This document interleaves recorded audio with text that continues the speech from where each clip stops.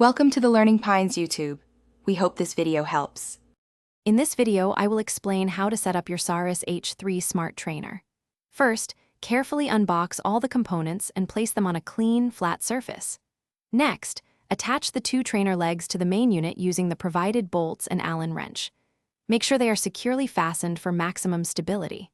Finally, select and install the correct end caps for your bicycle's rear axle, whether it's a quick release or a through axle. This ensures a perfect fit for your bike. Now that your trainer is ready, it's time to attach your bicycle. Begin by removing your bike's rear wheel entirely. Then, carefully align your bike's chain with the smallest cog on the SARS H3's pre-installed 11-speed cassette. Gently lower your bike onto the trainer's axle. Once aligned, secure your bike firmly using either your quick-release skewer or your through axle, ensuring it is snug and stable for a safe ride. With your bike mounted, let's get the trainer powered up and connected. Plug the power adapter into the SARS H3 and then into a standard wall outlet. The trainer will power on automatically. Next, open your favorite training application, such as Zwift or Trainer Road, on your device.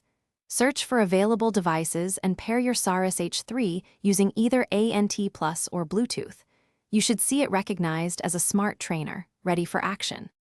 Before your first serious workout, it's crucial to perform a spin-down calibration.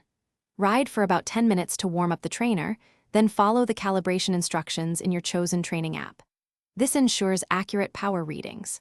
The SARS H3 operates quietly, at around 59 decibels at 20 miles per hour, and can simulate grades up to 20%. Now, you're all set to enjoy a powerful and immersive indoor cycling experience.